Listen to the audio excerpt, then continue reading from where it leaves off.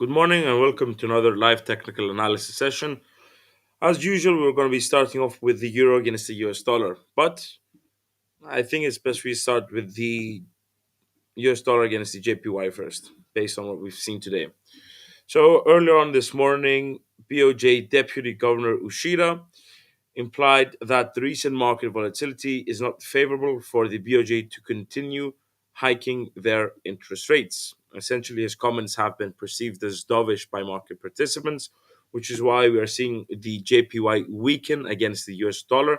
And I would not be surprised to see it weakening against other pairs as well during today's trading session. Essentially, the increase in market volatility makes it unfavorable for the bank to hike interest rates, and as such could prolong could instead lead to the BOJ remaining on pause instead of hiking in their next monetary policy meeting. As such, that appears to have been perceived as dovish, and if you ask me, it is dovish, and thus has weighed on the JPY. As such, for the US dollar against the JPY, we would now opt for a relatively sideways bias or bullish bias if it manages to break above our oldest one figure, at 148.85. So, diving into the technicals, the USD against the JPY has broken above the mid range of the Bollinger Bands. This might be a hammer formation, which could also imply a potential reversal. So, creating a high, potentially going back down to our S1 level, which we are going to be placing together before continuing on its ascent. But we can see the formation of an upwards moving trend line, which was incepted on the beginning of August and then validated as an upwards moving trend line on the 7th of August. And you can see that incepted and then validated. For an upwards moving trend line to occur, you need 2 points, two to be formed, and you need a third to be validated. So, incepted, formed, and we need the third touch for it to be a valid upwards moving trend. But we can see that it is moving in a relatively upwards fashion. The RSI has clawed itself up from below 30 to near 50, which might imply that the bearish market sentiment is fading away. Now I will be placing my S1, I will be placing my support and resistance levels. So let's just clear this. We're going to be noting what we said just before in terms of a potential hammer formation. Depends on this 4 hour candle. So let's see. Let's note this here. Let's also note the increase in the RSI. So the bearish sentiment appears to be fading away. Move to 50. So one could say sideways bias. But if you look at the price action, moving upwards, finding support, and then continuing on its ascent. So I would be placing my S2. And yes, I'm talking about S2. I'll show you this low that was formed. Shapes.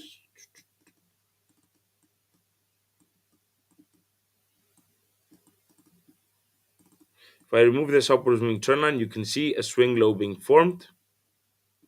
So we have essentially a candle to the left being higher and a candle to the right being higher than the middle candle. Now, one could say that this wick invalidates this low hypothesis, but I like to use the bodies of the candles, and as such, for me, this is valid. So this is a reversal. It found support at 144.26, and it continues moving higher. The Bollinger Bands, it has broken above the mid-range and might move in an upwards direction if we look at the RSI indicator as well. We could also add the on-balance volume to help us see if the current trend is supported. Bottom doesn't really support our bullish hypothesis just yet, but is worth monitoring. So we have RS1 level, RS2 level, which I will be placing in the text labels as well. Resistance, take the most recent high, 147.928.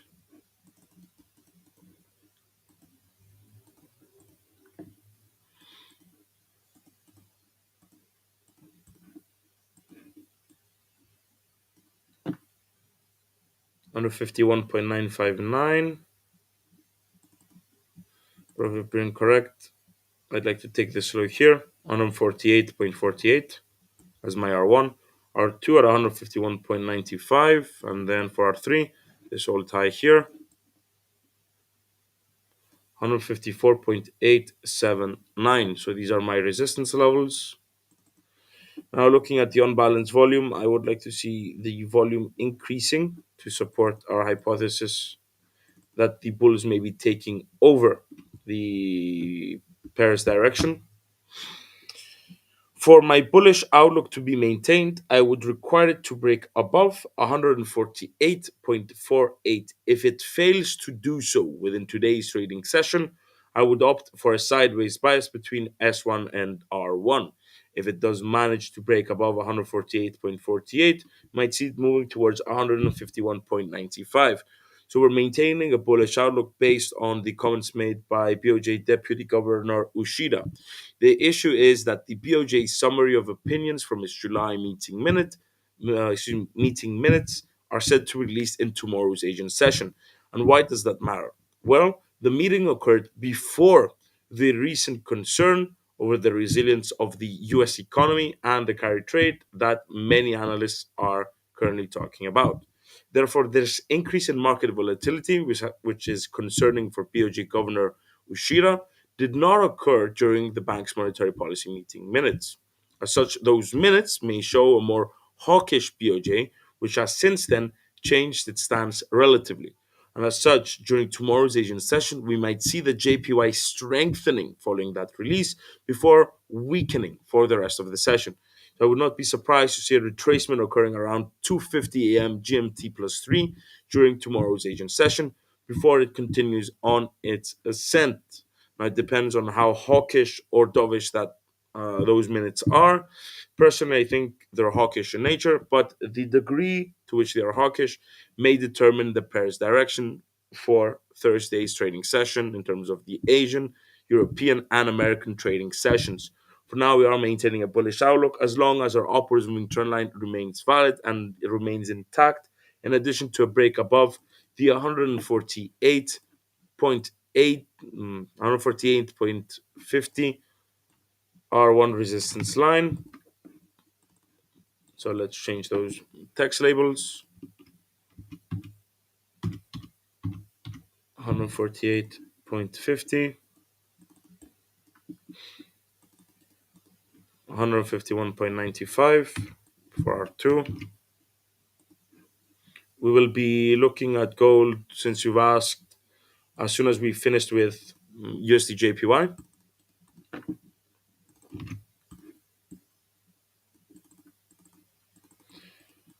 154.90, that is R3.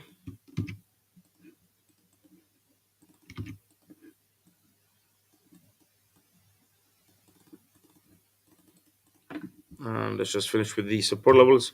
144.25, that is for S1. 141.40, that is for S2.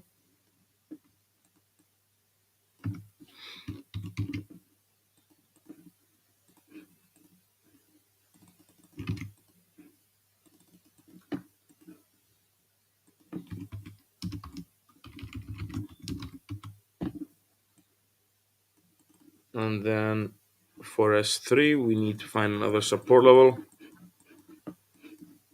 Let's go back. Let's go this low here, 138. So once turn resistance, turn to support, validate as support, bounced off and moved higher. 138.10 is my S3 support line.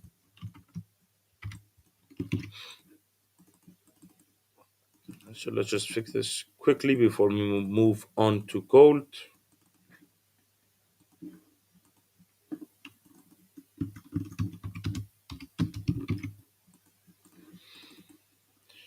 So this is a USD against the JPY. Now, since you asked, we are moving on to gold first instead of moving on to the euro. So these are the support and resistance lines which we adjusted or kept yesterday. So we had S1 at 2,392. So let's look at the price action. We're on the 4-hour chart. It moved higher, but then moved lower. It's actually broken below our S1 and moved even lower, potentially creating a low at this point. Retracing, the RSI is at 42. Let's look at the on balance volume. Let's use a few more indicators to see what we can do. MACD is still negative, still bearish. Let's look at the on balance volume as well.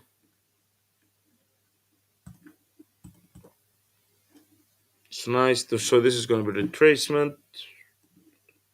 We'll keep that in mind here. RSI is at 42, which does imply a bearish market sentiment. The issue that I might be seeing is that it's moving closer to 50, which one could say it implies a neutral market sentiment. But if we look at the recent price action and move on to a daily, it appears to be moving in a downwards fashion from a more macro perspective. If you even draw a trend line, you can see that it was broken, just barely supported on the daily chart. Might be a bit of a concern. Support needs to be readjusted. We've been shown that this was invalid. 2,378. And now we're going to be moving our S2 even lower, 2,338 or 2,340 if you're playing with big figures. And I'll show you what I want to see now. I am trying not to place a triangle. I'm trying to place a circle around this particular spot here. If I manage,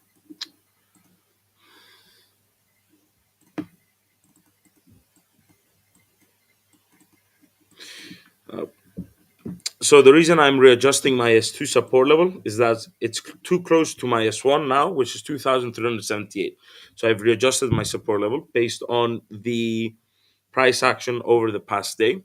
That support level might act as a bit of a resistance level, but if you look at it, this is more valid. Swing low is moving higher, retracing, might seek some liquidity before moving lower. So if I'm placing my S1, I can't keep my S2 at this low. Although we might see some support at this level, it might be more prudent for us to readjust our support level and move it lower. In particular, I'm looking at this point here. I'm noting this with a red circle, and this is what I'm trying to place and hit with my S2. So this wick here, followed by a second, tends to imply that there was selling pressure at this point on two occasions. When it managed to break above, it continued and moved higher. So there was selling pressure, broke above, and moved higher. So this could be indeed a support level and might be our S2 level, which we are going to be placing now. So I'll just show you this. Might be better if I just bring this here.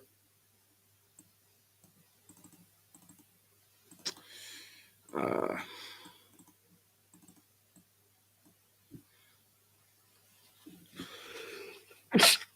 Excuse me. So these are 2 points upon which we saw resistance, broke above, found support. 2,338. You can see it is touching those 2 points. That is my S2 support line. S1 is 2,378. 2,338. Now, there are discussions about, well, when talking about gold, we need to discuss the geopolitics, and that, of course, is Iran with Israel. Now, there are some reports stating that Iran might be rethinking its retaliation.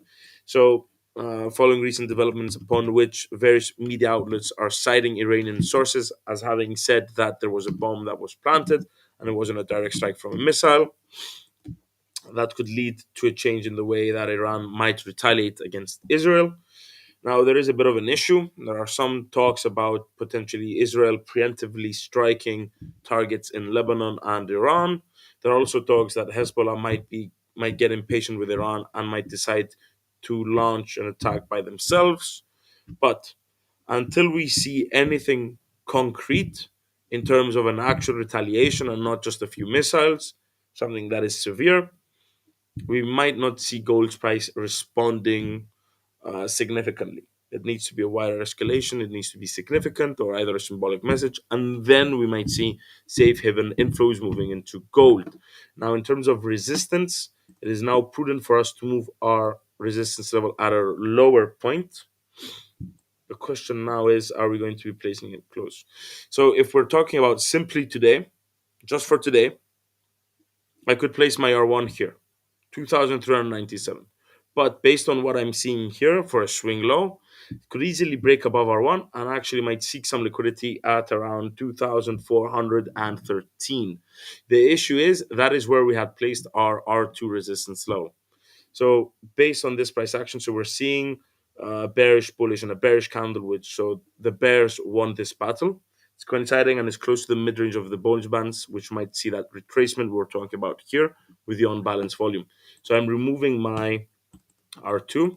I'm placing R1 as 2,415. So I'm rounding that up, making that a big figure as well. So there's that psychological impact.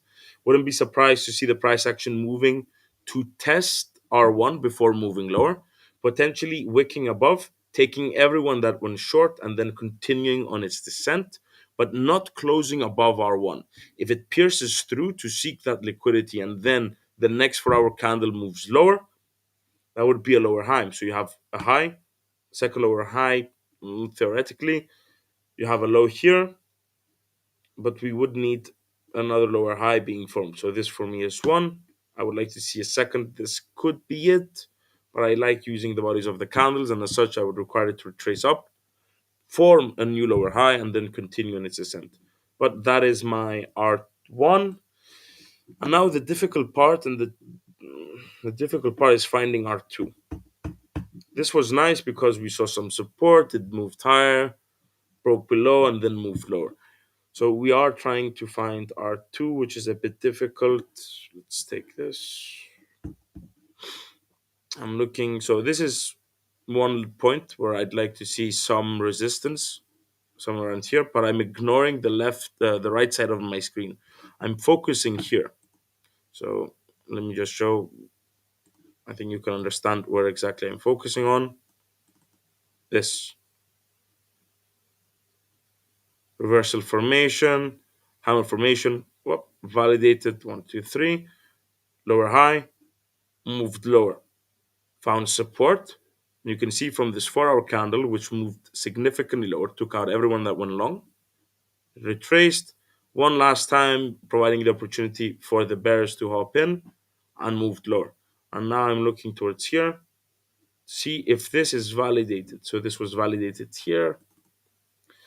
Uh, this might be just slightly better. It takes into account this price action here, but also takes into account these two candles here, and just barely this wick here, which seeked support, moved higher and then pierced through, moved lower. But then that would be too close to our R3 level. But since we're talking about today,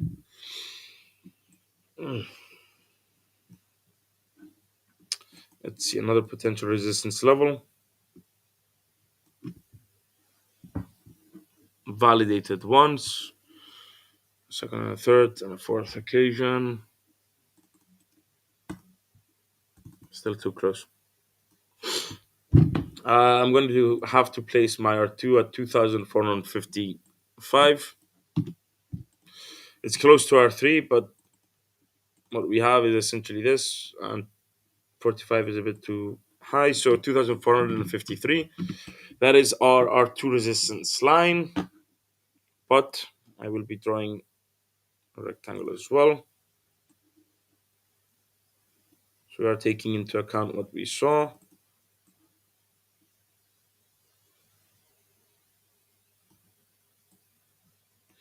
So I would not be surprised to see the price action seeking liquidity at this area defined by this rectangle that we are placing together. So it moves higher, wicks into this rectangle to seek liquidity or testing R2, and then moves lower. Could continue our bearish outlook. R1 is an intermediary resistance line.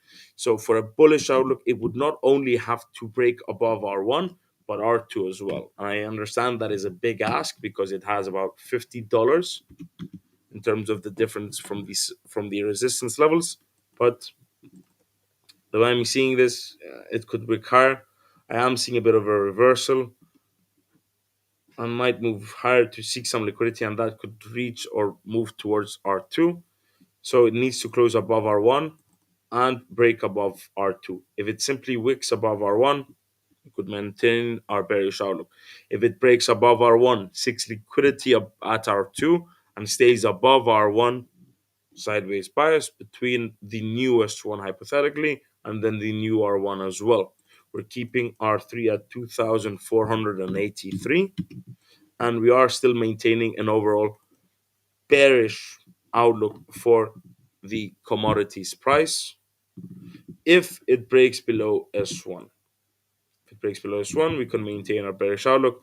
If it fails to do so today, you might see a potential reversal, and as such, we could maintain a short term bullish outlook of, let's say, 24 hours.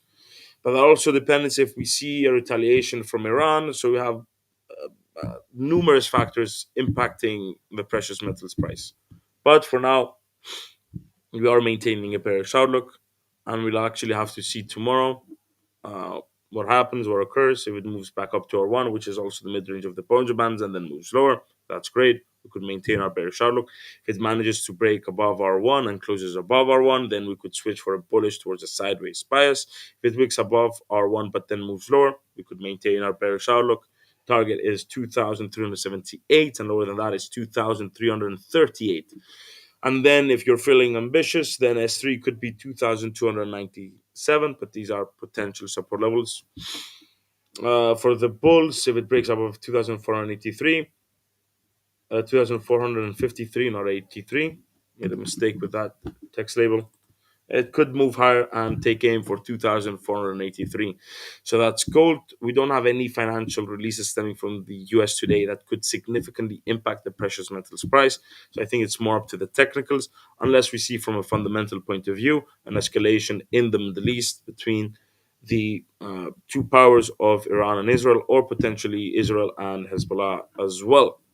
For oil, we are maintaining that bearish outlook. The RSI is at 35. It is retracing back to RR1, 74.75, but that's okay. That is sort of expected. It's been moving significantly lower. So seeing it retrace slightly, not much of a deal and not that bad. So it could retrace back up to 74.75 before continuing on its ascent. If it does break above R1, we would switch for a bullish outlook, taking aim for R2, 79.25, and then R3, you have 83.95. So that is oil. Moving on to the euro against the US dollar. We placed that support level we placed that support level yesterday. Is now invalid. You can see it's broken through. So, and this is actually better. You have three occasions and a fourth upon which 1.0905 has been validated as a support level.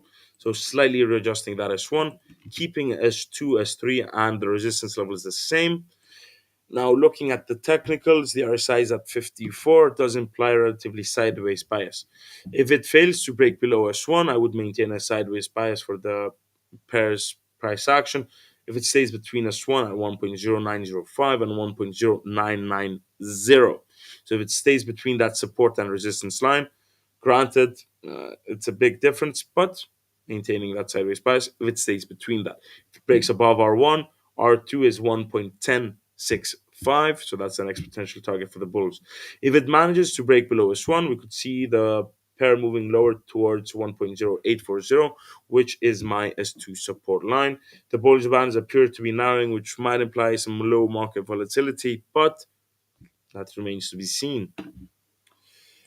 GBP against the US dollar has broken below S1, so this is support now turned to resistance, maintaining a bearish outlook for cable. And RSI is at 39, so it's close to 40. It does imply a bearish market sentiment. The target for the bears is 1.2610, which is my S1 support line.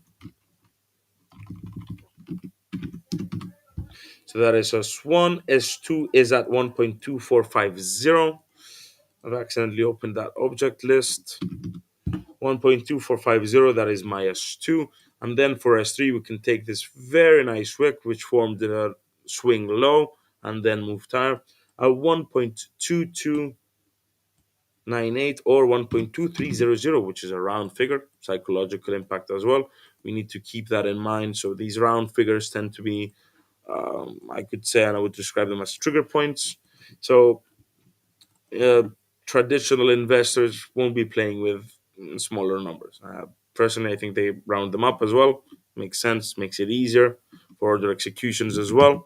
So 1.230 is my S3 support line.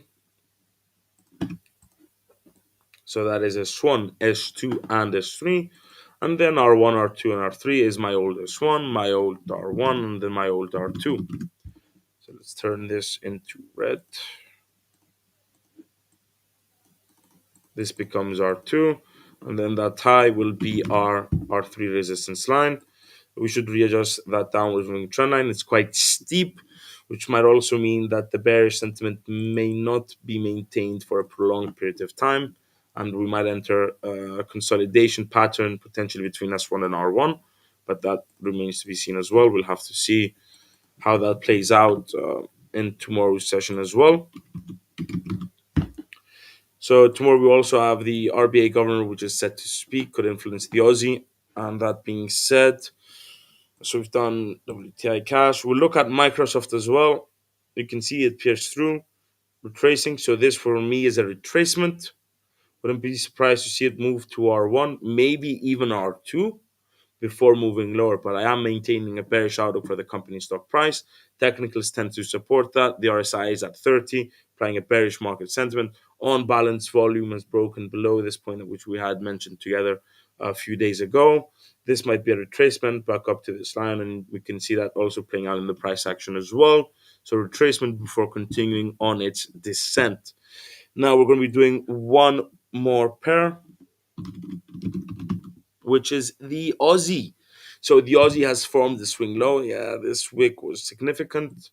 Now that was in part to China's trade balance. Despite the exports rate coming in lower than expected, the imports rate came in higher than expected. So given the close economic ties between Australia and China, a higher than expected imports rate may also imply an increase in demand for raw materials stemming from Australia, thus an increase in demand for the Aussie. And that is what we are seeing today on this daily chart. We could maintain a relatively bullish outlook, but it has to clear that R1 resistance line of 0.6575.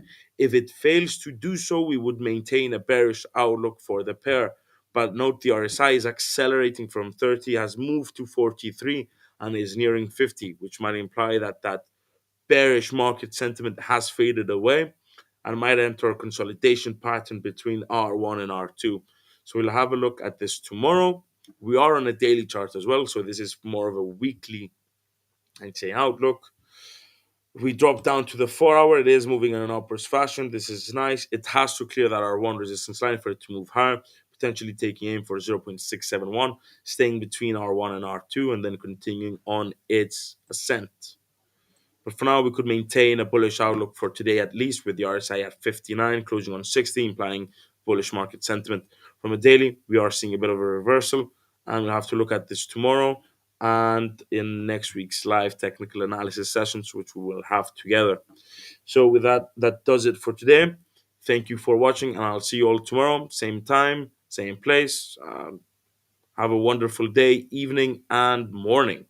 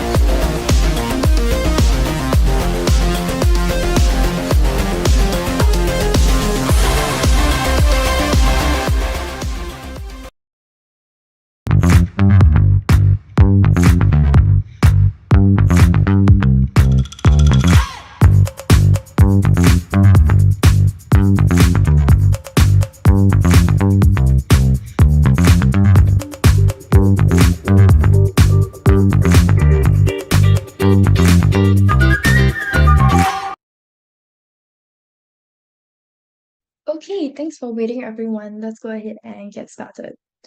Okay, first things first, as per usual, a risk warning. Our products are traded on margin and carry a high level of risk, and it is possible to lose all your capital. These products may not be suitable for everyone, and you should ensure that you understand the risks involved. Disclaimer, the information in this webinar should not be considered investment advice or an investment recommendation, but instead educational material only. This material is just the opinion of the author, and the client's investment objectives and risk tolerance have not been considered. IronFX is not responsible for any loss arising from any information contained herein, and redistribution of the material is strictly prohibited. Okay, so I'm Melanie. I will be your speaker for today. I'm an investment analyst from Everest Fortune Group, who were finalists for Best FX and Equity Research in the years 2019 to 2021. So here's our agenda for today. Firstly, we're going to look at the anatomy of a trade, and then why exactly you shouldn't use a fixed take profit or fixed stop loss. And then we'll talk about what is the proper stop loss and take profit placement, followed by dynamic stop loss and take profit placement. Okay, so the anatomy of a trade. So a trade basically consists of three basic components, right? We have the entry, which is where you place your orders, and then you have, of course, your stop loss as well as take profit orders. Okay, so in order to manage a trade, it's important to understand what it consists of. So in this webinar, we will be introducing the basics of trading, which are the three on that we just went through. And we'll go through break even, partial profit, idea and validation in part 3, and part 2, and trailing stop loss in part 4. Okay, but it's important to know all of these as well. Okay, so trade management basically refers to the process of managing open trades in the financial markets to maximize returns and minimize risk. Okay, so here are some um, reasons why it's important to have a proper trade management strategy. Okay, firstly is to control risk. Trade management strategies such as stop loss orders and position sizing help traders to limit their potential losses and manage their overall risk exposure. Next, we have to maximize profits. So trade management strategies such as take profit orders and trading stops basically help traders to lock in their profits as well as maximize returns. Thirdly, manage emotions.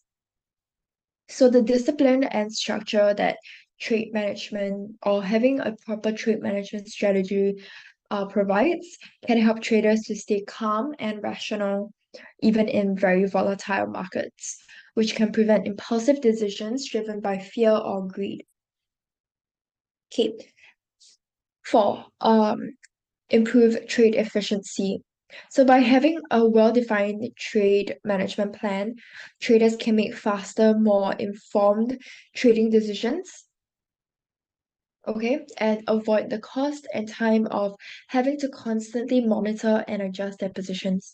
So for many traders who have full-time jobs, if they have a proper trade management strategy, you can actually just lock in your trades and then ensure your stop loss, take profit levels, maximize your profits, and then just go about your day and then come back at the end of the day to check your results. Okay. Next, lastly, we have to increase consistency. So effective trade management helps traders to achieve consistent results over time by reducing the impact of individual losses and maximizing the impact of winning trades. Okay. So let's start off by going through the issue of having a fixed take profit or stop loss. Okay, so firstly, let's take a look at this example. So the red area over here, you can see this red resistance level here. So this shows us a strong resistance area since we have two swing highs or we can see that price has reacted off this area twice. Okay, and it aligns with this red area that we've highlighted. So if our trading strategy requires us to have a fixed take profit of 100 pips, okay, look at our point two, take profit of 100 pips. This would place the target beyond this strong resistance area. Okay, so our entry is over here, and we're expecting price to go from our entry to this resistance level here. Okay, and this is how it plays out. Price shot up, right? So our target profit was at this resistance level, and price did shoot up as we expected, but it missed our take profit target by a couple of pips, and then it reversed back down to our entry. And the reason for this is because price often reverses off of big areas of resistance and support. So if you have a confluence area like this, often supported by, I mean, it would be better to support it with Fibonacci levels, pivot points, whichever levels you prefer. Yeah, but if you have a confluence area, it tends to attract price, but you would also see price reversing off of these big areas of resistance or support. Okay. Now, in an alternative scenario, if we had placed our take profit before the key resistance area, we would have gotten a profitable trade. So if we had placed it slightly below, okay, we would have caught price before it reversed. Okay, so the important thing to note from this is to look at the charts and adjust your take profit and stop loss levels accordingly, and not just blindly follow a fixed take profit target, such as 100 pips like we did over here. You know, it's always important to look at the charts and then adjust accordingly. Okay. So this is our general guideline to follow for proper stop loss or take profit placement. So if we're looking at having our stop loss at a major resistance area, we will place our stop loss beyond it. So in this case, it will be above it. Whereas if you're looking at placing your take profit at a swing low, okay, we would place it before a major support area. And of course, it would be the opposite if it's switched around. Okay. Yeah, but this is typically the proper stop loss and take profit placement that we recommend to ensure you maximize your wins and minimize your losses. So your stop loss should be always placed beyond any confluence area, while take profit should be placed before. But we'll go through a couple more examples over here. Okay, so trade management with Fibonacci confluence. We mentioned earlier that your stop loss should be placed beyond a key Fibonacci confluence area, but of course, when we say Fibonacci confluence, it can be Fibonacci, it can be pivot points, as I mentioned earlier, it can be just a bunch of different levels that line up in the same area. That's basically what a confluence area is. And the reason for that is because price is attracted to these strong areas of confluence, be it Fibonacci or whichever indicators you prefer to use. And if your stop loss is right before instead of beyond your confluence area, the chances are that you will most likely get stopped out before the market reverses. Okay, and that's basically one of the reasons why most people might wonder why exactly they got stopped out right when the market starts to reverse. And then they often complain about stop hunting. Okay, next, let's look at take profit. So in this situation, you can see that our stop loss is placed below. Okay, it's our Fibonacci confluence in this case is a support level. So if we look at our previous, our stop loss is at the swing highs, whereas our take profit is at the swing lows. Whereas if we look at this example here, it's flipped just to show you guys what exactly you can expect. Okay, so in this case, we're going for a buy entry, and here we are looking at a sell entry. Okay, but the the idea here is still the same. Stop loss beyond, take profit before. So over here you see our buy entry, um, take profit is before the Fibonacci confluence area here, and our stop loss is beyond it, so it's below it in this case. Okay, the reason for this, once again, is that when price reaches the confluence, the Fibonacci confluence area, there's a high chance that it won't be able to go beyond it because of the resistance at that level. So instead of reaching your profit target, we can often see that it will reverse back to your entry or worse, your stop loss. Okay, and this is another reason why people complain that the market is being manipulated because they might miss their take profit by 1 pip.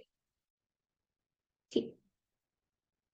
Feel free to let me know if you guys have any questions throughout the webinar.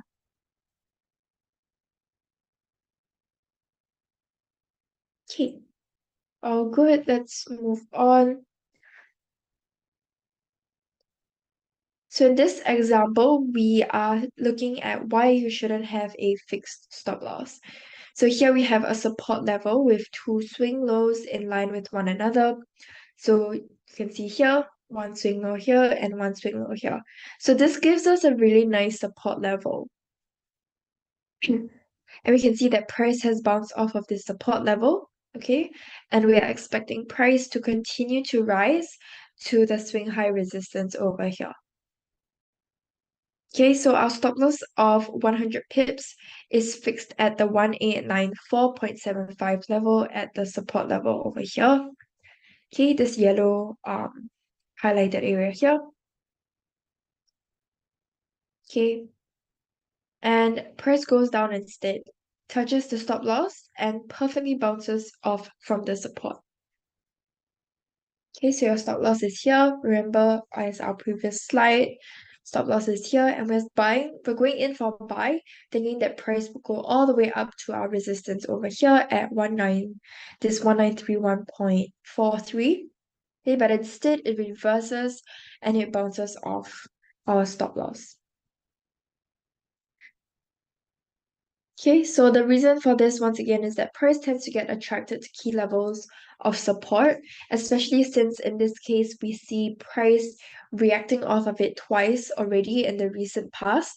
So we can likely expect it to bounce off of this level again before shooting back up, which is one of the reasons why what we should have done instead was to place our stop loss, so this yellow area, slightly beyond the key level so that we are not stopped out at the support, as prices tend to be attracted to key levels of support and bounce off of them.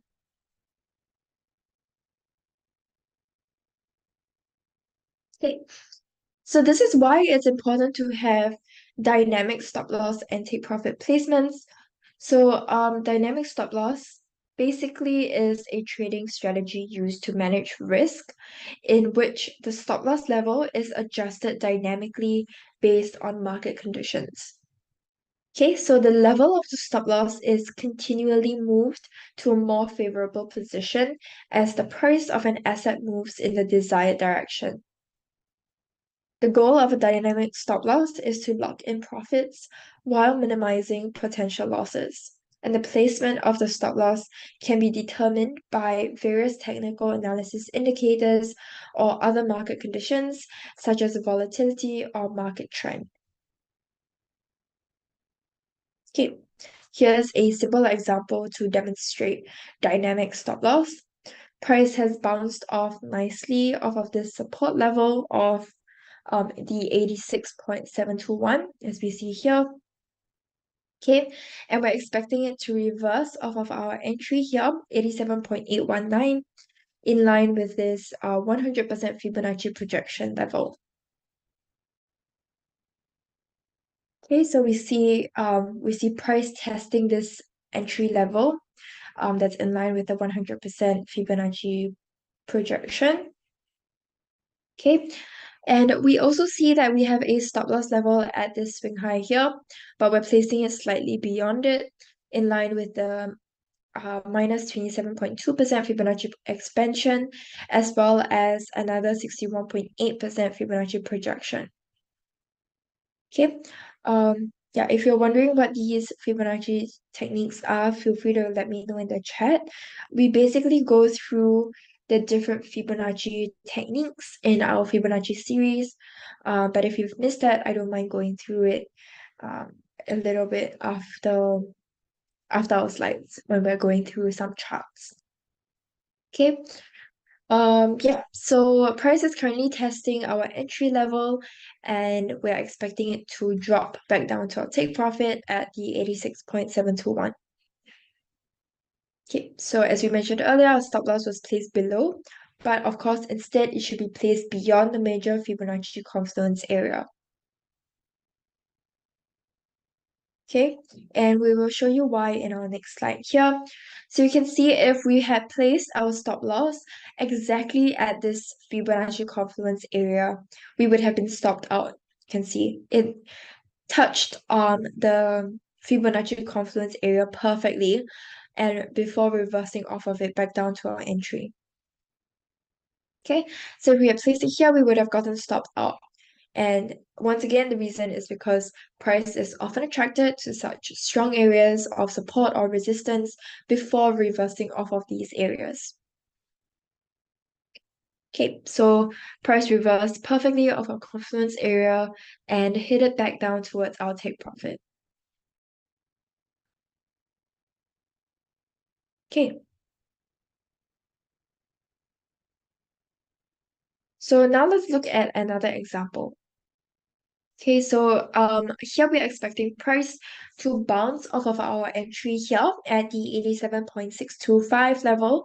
And this is a pullback retracement, pullback resistance that's in line with a 78.6% Fibonacci retracement. Okay, what a pullback resistance basically means, I think we'll go through this in a little bit, maybe not. Yeah, maybe not. But a pullback resistance basically is when price has retraced this level. So we have a swing low here, right?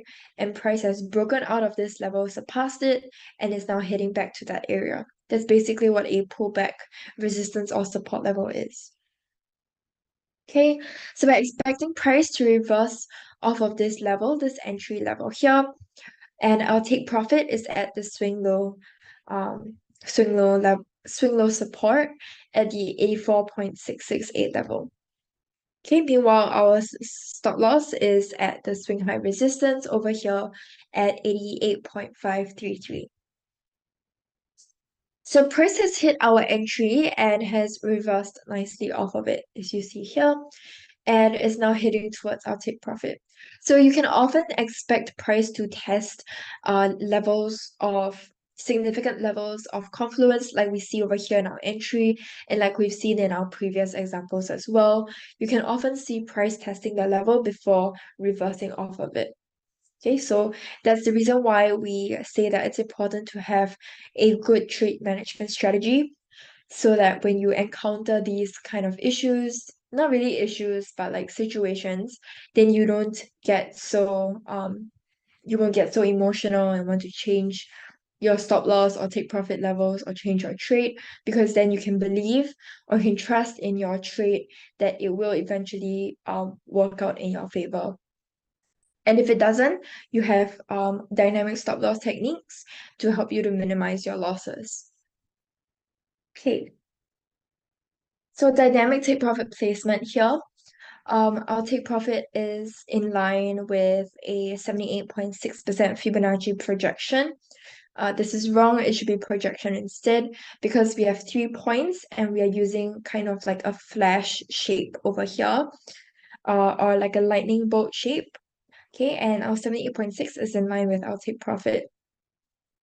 Okay, so then we can see that price worked out just exactly as how we expected it to and touched our take profit before reversing off of it. Okay, so we just managed to catch this trade over here before it reversed off of it. And you can see it's a good thing that we placed our take profit slightly above this 78.6 level and also above the swing low so that we were able to catch this before it reversed off the take profit and headed up to our stop loss. Okay.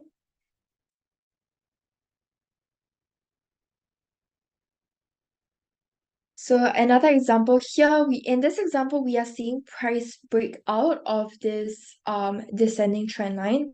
So just to recap, a descending trend line, in order for a trend line to be valid, it needs to have three levels, or rather three touches on that trend line. So here we see one, two, three, actually we have four in this case, right? But we see price breaking out of it, which is giving us a bullish signal. Okay. And so our entry level is placed at this overlap. And basically what an overlap level is when the bulls as well as bears are respecting that area. In other words, you see the swing lows and swing highs respecting that area. Okay, making it a pretty significant area.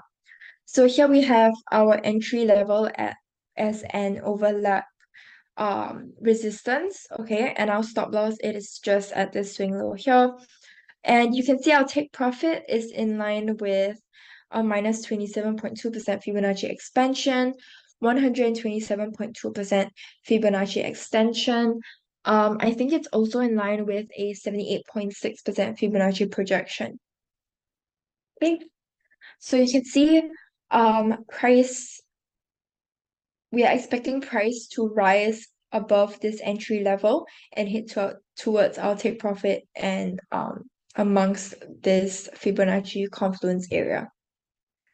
Okay, but we see that our take profit, when it's placed above the confluence area, it actually missed price by a few pips because price reversed off of this confluence area and reversed back down to our entry.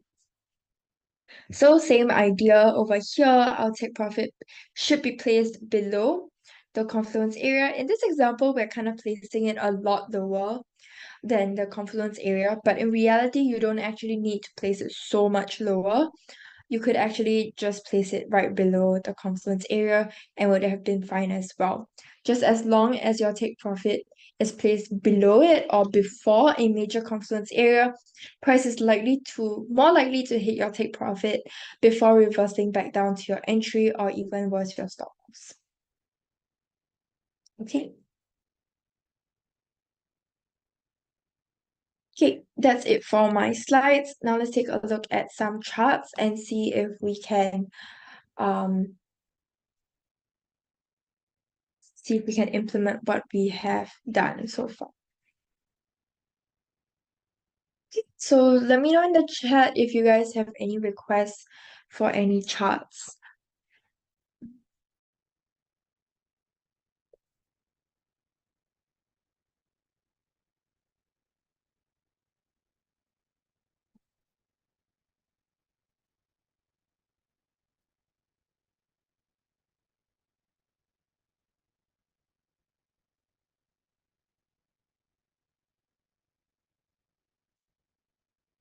Okay, let me just connect them.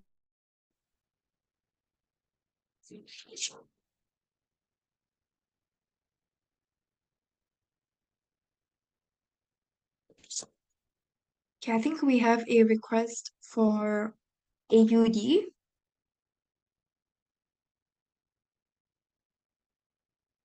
Yeah, okay, we'll definitely go through that.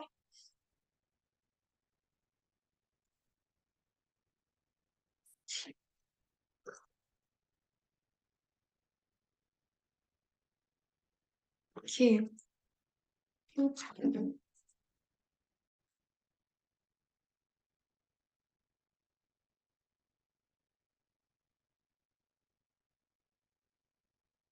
Okay. So I typically like to start off by looking at the higher time frames. Wait, can you guys see my charts? Yes, okay. So I like to start off by looking at the higher time frames so that we get an idea of the general direction of where prices are headed towards. Okay, so I'm gonna start off by looking at the weekly time frame. And on our weekly time frame, um we see prices moving in this downtrend. Let's see if we have a channel. Okay, we don't have a channel, but we have a very obvious descending trend line here. Remember I just mentioned that in order for it to be a valid trend line, we need at least 3 touches. So we see 4 touches over here. Okay, so downtrend on our weekly time frame. Let's take a look at our daily time frame. Mm, okay, daily time frame is also pretty.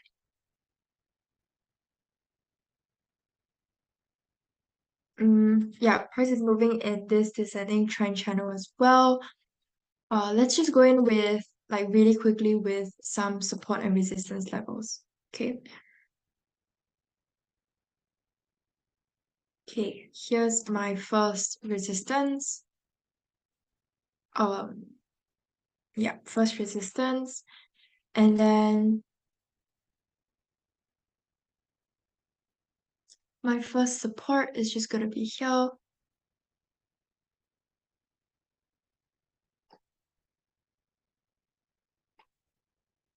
And then my second support just here. Okay. So these are just solely based on graphical levels. So I'm just looking for swing lows as well as some overlap levels. So if you guys weren't here for our support and resistance webinar, this is basically what we call an overlap um, support level. Okay, because you can see that we have swing highs as well as swing lows that are respecting this area. Okay. So that's why it's a significant level because price has tested it many times before. Okay. Um, okay, so we see price kind of reversing off of our first resistance here. I think I wanted to point out as well that let's take a look at RSI. Okay. Okay, over here we have a bit of a divergence. Okay, we have prices moving upwards on our daily time frame, whereas over here you see price dropping, or rather price making a lower low. Okay, so this is what we call a bearish divergence. Okay, because we see price moving upwards, or rather price making a higher high on our price chart, whereas on our RSI price, or rather on our RSI, we see that it's making a lower high. Okay, so this is basically what it means. You can see it's making a lower high, whereas here it's making a higher high. So this is basically a sign, I guess, that price is likely to drop from here. And we can kind of see it already dropping. Yeah. Okay. That's all for daily time frame. Now let's take a look at our 4-hour time frame. Okay. So on our 4-hour time frame, it's actually pretty bullish. Okay, we can see, I think. Okay, we have a ascending trend line. Let's see if we have a trend channel as well. Okay, no. Okay, but we have an ascending trend line. Now let's go in with our support and resistance levels.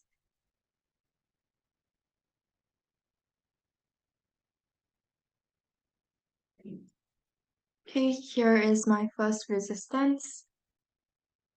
And the key to this is that you want to make sure that you try and pull back your levels as far as you can so that you can see how significant these levels are. So like in this case, you can see that this is an overlap level because I have mini swing highs, and mini swing lows respecting it. Okay. Yeah, but you don't want to cut through too many bodies of candlesticks. Okay, so if you just cut the wicks like we see over here, just the wicks are fine. Yeah, but preferably not the bodies of candlesticks. Okay,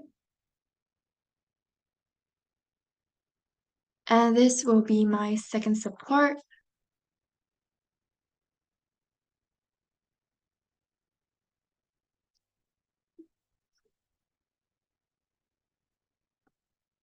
Okay,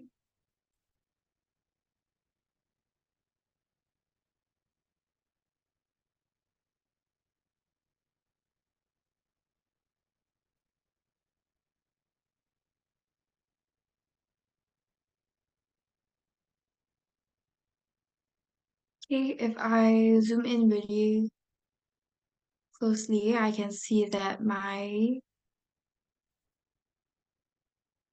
50% level lines up nicely with my first support.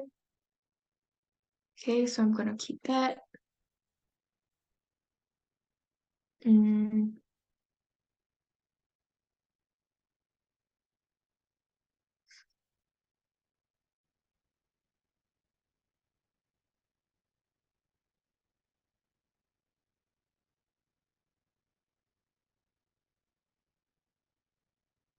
yeah, I'm looking for a projection here. And I can see my 78.6 lines up nicely with my first support. Okay, now I'm looking for an expansion. I think I think we will have an expansion here, or maybe not. Mm,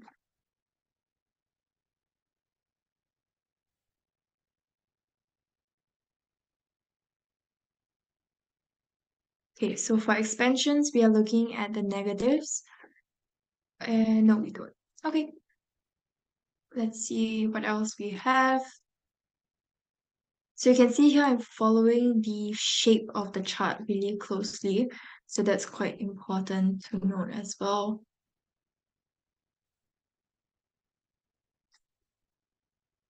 Okay, my 61.8 also lines up with my first resistance.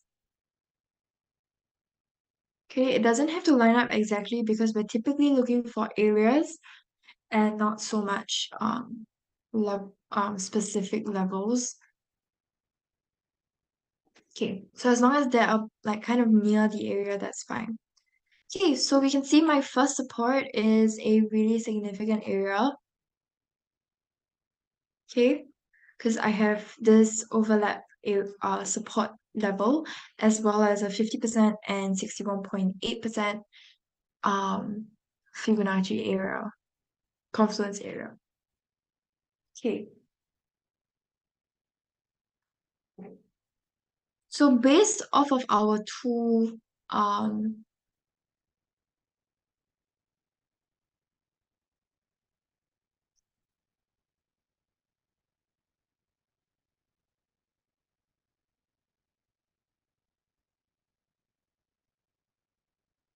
let me just see if we have a trend channel here. I might have missed it. Yeah. Okay, so we have an ascending trend channel here. The trend line that I drew earlier was incorrect, and I didn't realize it until now. Okay. Okay, but even though on our 4-hour chart it's pretty bullish in the sense that we see price moving in this ascending trend channel. You guys remember our daily time frame gave us bearish. Our weekly time frame was also pretty bearish. Okay, so just keep that in mind. I'm expecting price to continue to drop towards our first support.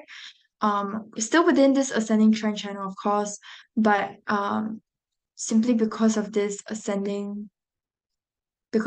confluence area here. Okay, but I think it will react off of it. Let's take a look at some indicators, okay, to support our analysis. So we're expecting prices to drop towards our first support. Okay. MACD is giving us bearish, Ichimoku is giving us bullish, so I'm gonna remove that. Let's take a look at RSI. Okay, once again, RSI is giving us a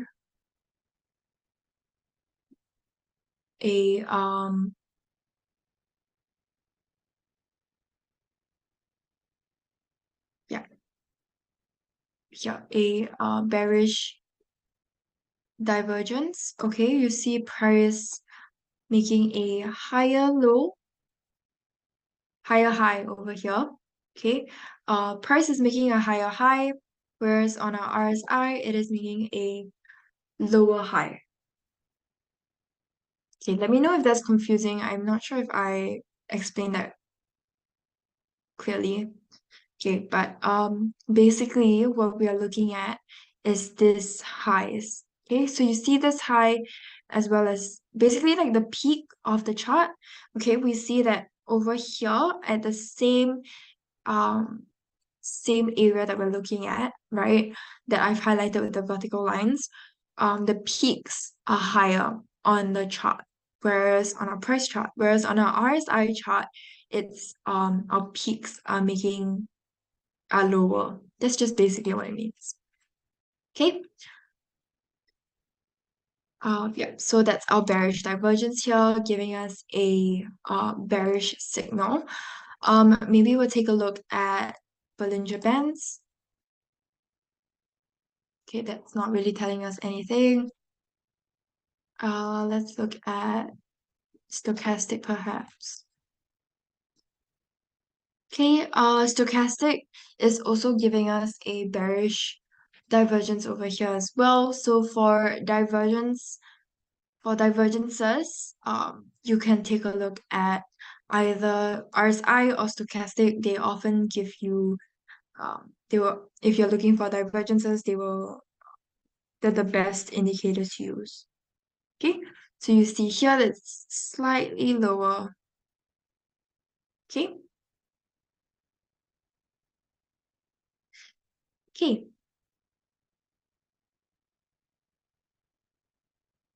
So once again, just to like wrap up, we're expecting it to drop here towards our first support.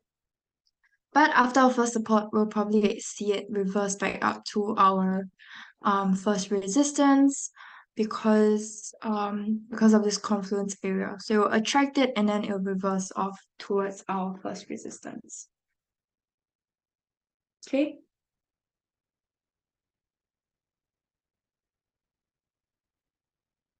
Okay, I think we have another request for gold.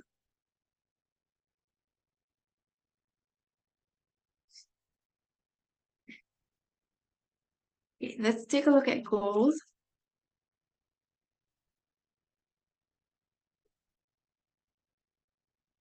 Okay. Same thing, I'm gonna start off by looking at our higher time frames first. And on our higher time frames, we kind of see an uptrend, okay? On our daily time frame, we also see an uptrend. Let's see if we have a channel here. Mm, probably not, okay? But you can see it's a definite uptrend here. Okay, and on our 4 hour time frame, it's also pretty bullish. Okay, so we typically will recommend to trade according to the trends. So just follow the trends unless you're using an indicator and it tells you that there is going to be a reverse in trend, and those yeah, then of course you can go in with you can go the opposite, follow the opposite of the trend in that situation. Okay. So firstly here, this is going to be my first resistance. Okay.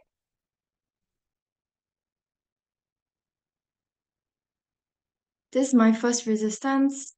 And then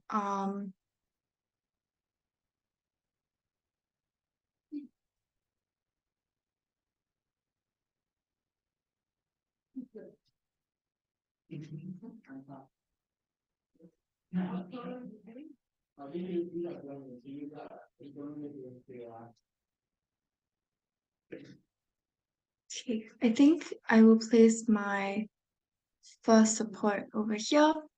Okay, so this is an overlap level as well. We have a swing low here and a swing high here that line up.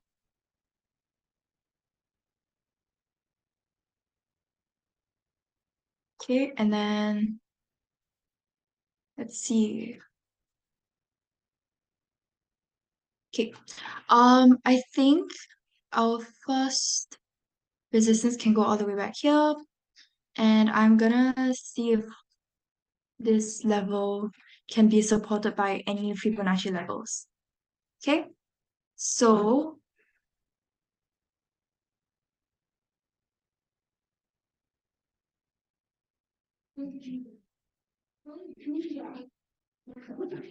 I'm looking for our projection here.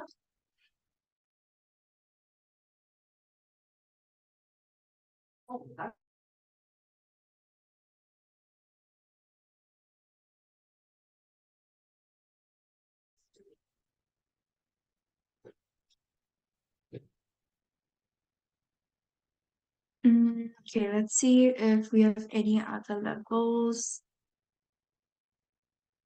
Oop. Okay.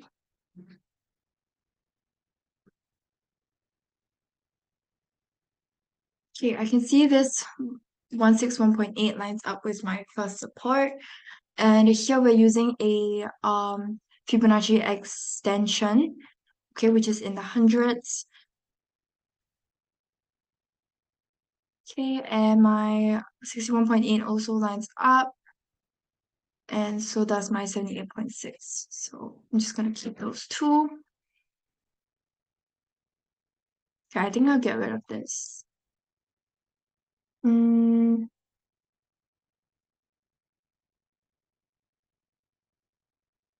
okay, I think that's all the levels that we have.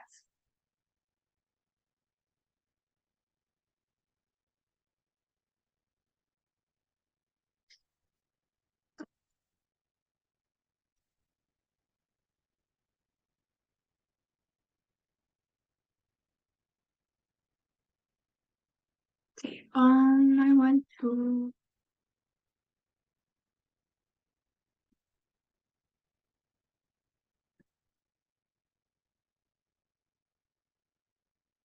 Okay, my 161.8 kind of lines up with my second resistance as well.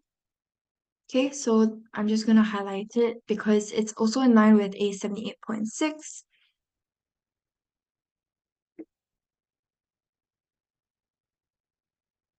Okay, I think that's about it. Okay, so we're gonna go in with a buy from our first resistance towards our second resistance.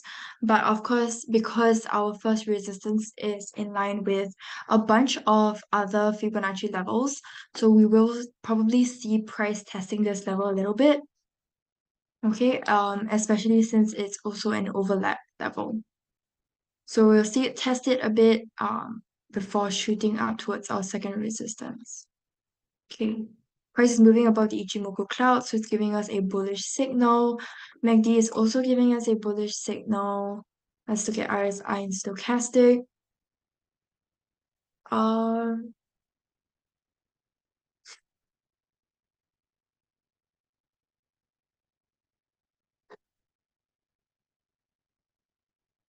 these aren't really telling us much.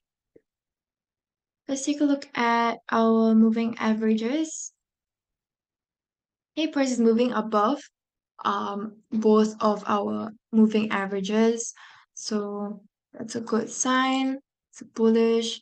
And we can see on our Bollinger, price is moving above the upper band. So it's also giving us a bullish signal. There's a lot of upward pressure here as we see from our other time frames as well as our indicators here. So we can expect it to continue to push towards our second resistance. Okay. Okay. Do you guys have any questions or anything else you'd like me to go through?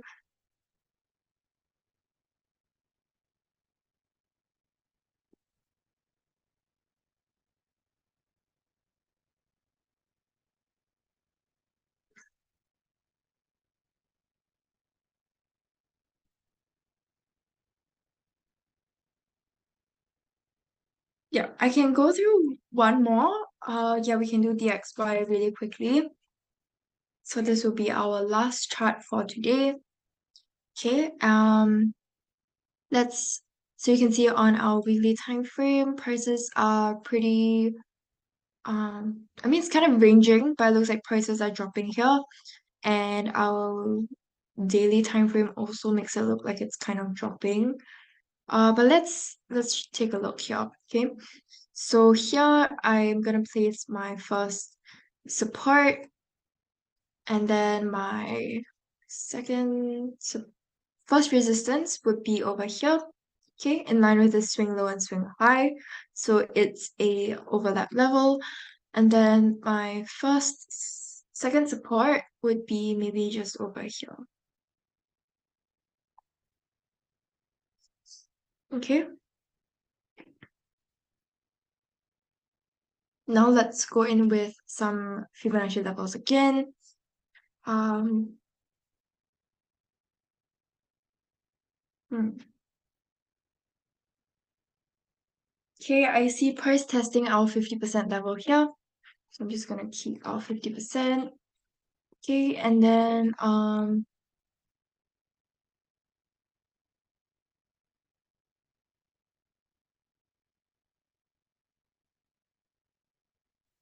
mm,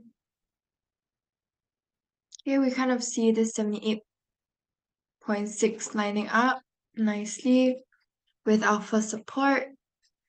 I think this 61.8 is a bit too far. Okay. Okay, and then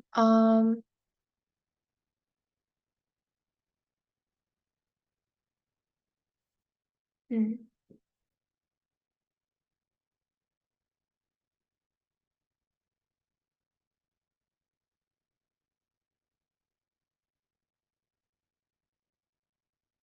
okay, I think that's all the levels we have. But we see this confluence area here. Okay, so we can expect some resistance off here, which you see is already happening here. Okay, so we're expecting prices to shoot up from this level here. Let's look at some indicators. Okay, okay, okay, it's pretty bearish on both MACD and Ichimoku.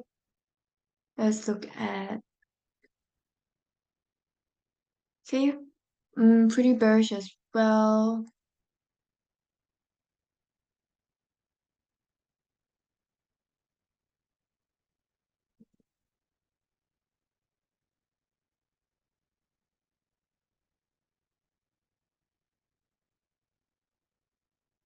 Hmm.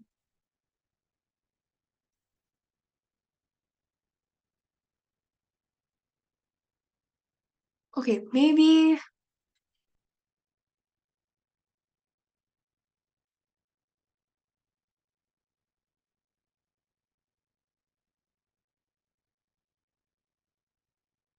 Okay, let's take a look at this on our 4-hour time frame. Okay.